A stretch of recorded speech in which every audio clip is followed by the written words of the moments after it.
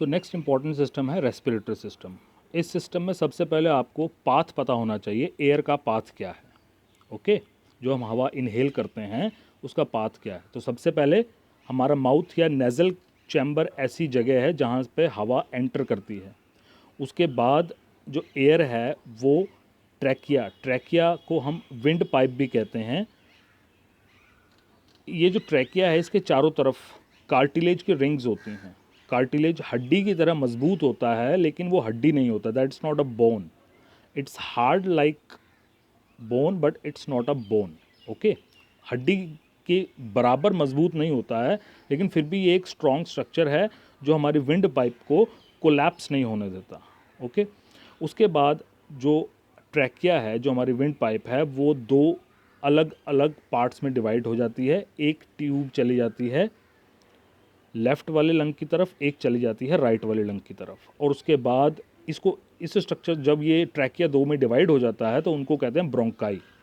ठीक है, ये ब्रोंकाई आगे चलकर और बहुत ज़्यादा ब्रांचेस में डिवाइड हो जाती हैं जिनको कहते हैं ब्रोंक्यूल्स।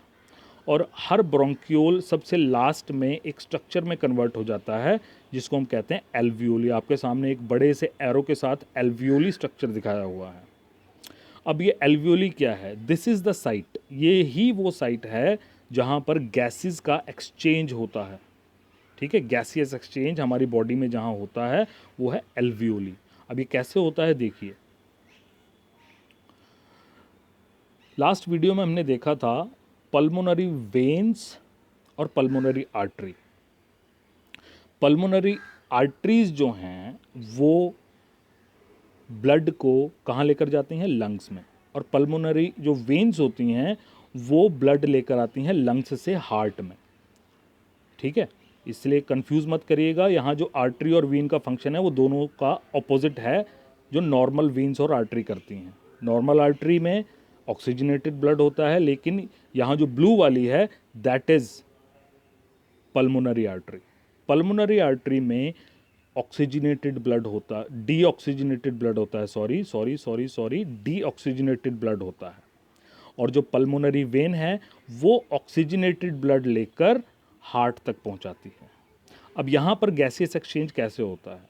यहाँ पर एक फिनोमिना आपको पता होना चाहिए, डिफ्यूजन, कि ज़्यादा कंसंट्रेशन से कम कंसंट्रेशन की तरफ पार्टिकल्स का मूवमेंट।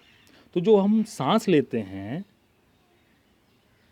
जब हम सांस लेते हैं उस हवा में ऑक्सीजन की मात्रा बहुत होती है और कार्बन डाइऑक्साइड की कम होती है। और जो लंग्स में ब्लड आता है उसमें कार्बन डाइऑक्साइड की मात्रा ज़्यादा होती है और ऑक्सीजन की मात्रा कम होती है।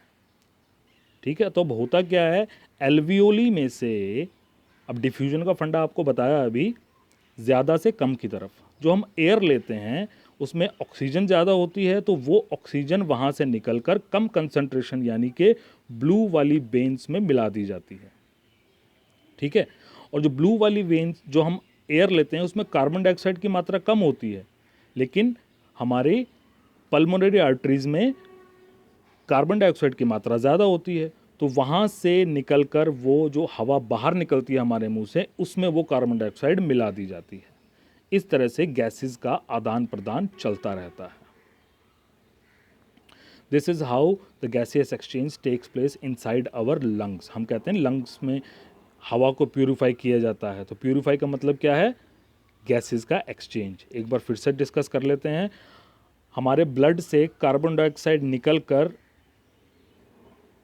जो ब्रोंकाई आ रहा है उसमें मिला दी जाती है और वहाँ जो एयर प्रेजेंट है उसमें से ऑक्सीजन निकलकर हमारी ब्लड वेसल्स में मिला दी जाती है। और ये गैसियस एक्सचेंज डिफ्यूजन के द्वारा बड़ी